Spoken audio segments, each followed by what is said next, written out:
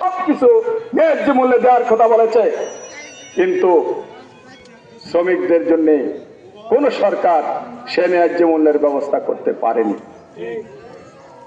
প্রকারান্তরে শ্রমিকরা যখন তাদের অধিকারের আন্দোলন করেছে, শ্রমিকরা যখন তার ন্যায্য পাওনার জন্য আন্দোলন করেছে, রাজপথে নেমেছে, সরকার পুলিশ বাহিনী লেলিয়ে দিয়ে, আওয়ামী ছাত্রলীগের হেলমেট বাহিনী লেলিয়ে দিয়ে তাদেরকে গুলি করে হত্যা করেছে। আমরা শ্রমিক কল্যাণ ফেডারেশন আজকে সাহসের সাথে বলতে চাই,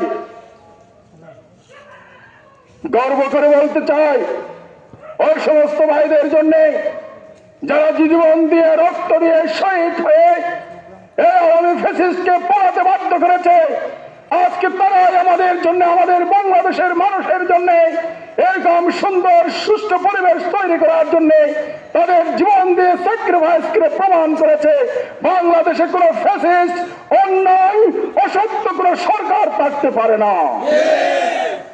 তাদের স্লোগান ছিল উই ওয়ান্ট টু জাস্টিস, আমরা ন্যায় চাই, আমরা ন্যায় বিচার চাই, আমরা ন্যায় এবং ইনসাফ প্রতিষ্ঠা করতে চাই। আজ শ্রমিক কল্যাণ ফেডারেশন সেই ছাত্র, যুবক, বীর ছাত্রদের যে প্রেরণা ছিল, যে আশা আকাঙ্ক্ষা ছিল, যে প্রত্যাশা ছিল, সেই প্রত্যাশাকে ধারণ করে আগামীর বাংলাদেশ পরিচালনা করার জন্য বৃহত্তর আন্দোলনের সাথে একাত্মতা ঘোষণা করে সর্বাত্মক ভূমিকা পালন করবে। প্রিয় শ্রমিক সমাজ, এর জন্য একটা কাজ আমাদেরকে করতে হবে। সেই কাজটি হচ্ছে সকল শ্রেণী পেশার মানুষদেরকে, সকল শ্রমজীবী মানুষদেরকে, বাংলাদেশের সকল জনগোষ্ঠীকে ইস্পাত কঠিন ঐক্যবদ্ধ ভূমিকা পালনের জন্য সংগঠনে সম্পৃক্ত হতে হবে। যদি ঐক্যবদ্ধ হতে না পারে, তাহলে আমাদের এখন যে ষড়যন্ত্র শুরু হয়েছে নতুন করে, সেই ষড়যন্ত্রের ঠিকা মুশকিল হয়ে যাবে।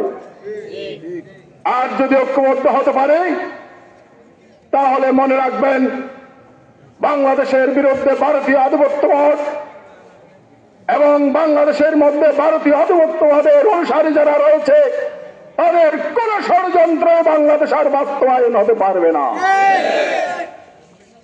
মনে রাখবেন, একা যখন থাকবেন আপনি হবেন একজন ব্যক্তি, আপনার কোনো শক্তি হবে না, আপনি দুর্বল হবেন, আপনি কথা বলতে পারবেন না, আপনি মত প্রকাশ করতে পারবেন না, আপনাকে যে কেউ ঘায়েল করে ফেলবে, দুর্বল করে ফেলবে, খেয়ে ফেলবে।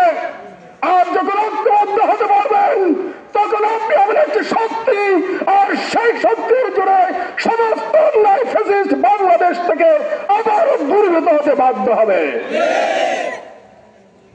তাই আজ আমরা বলতে চাই, ঐক্যবদ্ধ হয়ে বাংলাদেশে বসবাস করা খুবই প্রয়োজন হয়ে দাঁড়িয়েছে। এই ঐক্যবদ্ধ শ্রমিক সমাজ যেভাবে হবে, শিক্ষিত সমাজ যেভাবে হবে, পেশাজীবী যেভাবে ঐক্যবদ্ধ হবে, শিক্ষক সমাজ যেভাবে ঐক্যবদ্ধ হবে, ঠিক তেমনি ভাবে সবচেয়ে বড় প্রয়োজন আজ আলেম সমাজকে ঐক্যবদ্ধ হওয়া, আলেমদেরকে সমস্ত বিভেদ বলে গিয়ে এক প্ল্যাটফর্মে এসে ঐক্যবদ্ধ ভূমিকা পালন করার জন্য আজকের এই সম্মেলন থেকে আমরা আহ্বান জানাই। সংগ্রামী ভাইরা, এরপরে আমি যে কথাটি বলতে চাই, বাংলাদেশ সঠিক পথ খুঁজে পেয়েছে। এই সঠিক পথ ধরে রাখার জন্য, এই সঠিক পথে বাংলাদেশকে পরিচালনা করার জন্য বাংলাদেশ জামাত ইসলামী আজকে যে পদক্ষেপ গ্রহণ করেছে, বাংলাদেশ জামাত ইসলামী যে ভূমিকা পালন করছে, সেই ভূমিকায় যদি আমরা সফল হতে না পারি, তাহলে অবশ্যই আবারও বাংলাদেশ পথ হারিয়ে যাবে, বাংলাদেশের উপরে আবারও আধিপত্যবাদ ছাপিয়ে পড়বে। আমাদের আমিরে জামাত ঘোষণা করেছেন, আমরা ইসলাম, ইসলামী আন্দোলন এবং রাসূলুল্লাহর জীবন আদর্শের মাধ্যমে এই বাংলাদেশকে পরিচালনা করতে চাই।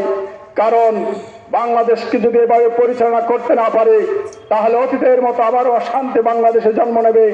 আর যদি ইসলামের ভিত্তিতে, ইসলামী আইনের ভিত্তিতে, রাসূলুল্লাহর রেখে যাওয়া জীবন আদর্শের ভিত্তিতে যদি বাংলাদেশ পরিচালিত হয়, বাংলাদেশের মানুষ পরিচালিত হয়, বাংলাদেশের আইন প্রণয়ন করা হয়, বাংলাদেশের সচিবালয় প্রণয়ন করা হয়, পরিচালিত হয়, বাংলাদেশের সংসদ পরিচালিত হয়, বাংলাদেশের পুলিশ বাহিনী অ্যাডমিনিস্ট্রেশন পরিচালিত হয়, তাহলে অবশ্যই বাংলাদেশে শান্তি এবং নিরাপত্তা প্রতিষ্ঠা করা সম্ভব। আপনারা এরশাদ সরকারের কার্যক্রম দেখেছেন, আওয়ামী সরকারের কার্যক্রম দেখেছেন, জাতীয়তাবাদের কার্যক্রম দেখেছেন। সকলেই শান্তি এবং নিরাপত্তার কথা বলে, মানুষের মুক্তির কথা বলে, মানুষের ন্যায্য অধিকারের কথা বলে, কিন্তু তারাই প্রমাণিত করেছে কোন সরকার বাংলাদেশের মানুষের শান্তি এবং নিরাপত্তা নিশ্চিত করতে পারেনি।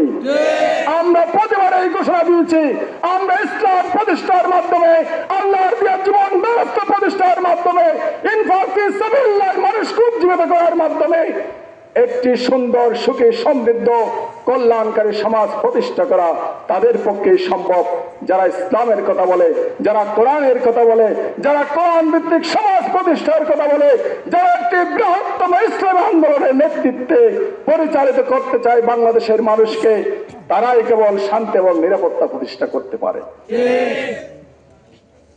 সম্মানিত শ্রমিক জনতা, তাই আজ আগামী দিনে বাংলাদেশের রাষ্ট্রীয় সরকার পরিচালনার জন্য গণতান্ত্রিক ভাবে, সুষ্ঠু নিরপেক্ষভাবে যে ইলেকশন অনুষ্ঠিত হবে, সেটাই হবে আমাদের জন্য সবচেয়ে বড় মানদণ্ড, মাধ্যম। রাষ্ট্র পরিচালনায় কারা যাবে?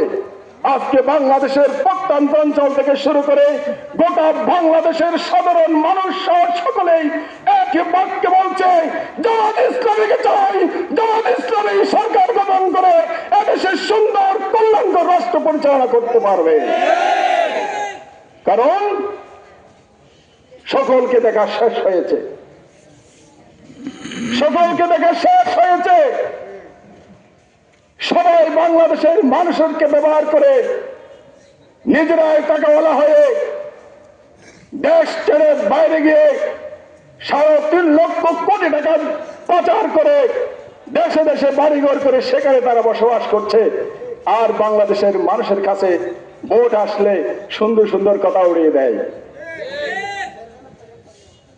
আমরা দেশের গর্বিত সন্তান, বাংলাদেশ আমাদের প্রিয় মাতৃভূমি, আমরা দেশ প্রেমিক, আমরা দেশ থেকে পালাতে চাই না, আমরা দেশে থেকে দেশের সবকিছু এখানে আমরা আঞ্জাম দিতে চাই এবং এদেশের কেটে খাওয়া মানুষ থেকে শুরু করে সকল শ্রেণী পেশার মানুষের সাথে বসবাস করে বাংলাদেশে আমরা জীবন কাটাতে চাই। যারা দেশ প্রেমিক হতে পারে না, যারা দেশ প্রেমিক নয়, তারাই দেশ থেকে এদেশের মানুষের উপর জুলুম করে, শোষণ করে, নির্যাতন নিষ্পেষিত করে তারাই দেশ থেকে পালিয়ে যেতে বাধ্য হয়। তাদের যদি দেশপ্রেম থাকতো তাহলে বাংলাদেশ থেকে কখনো পালিয়ে যাওয়ার সাহস করতো না।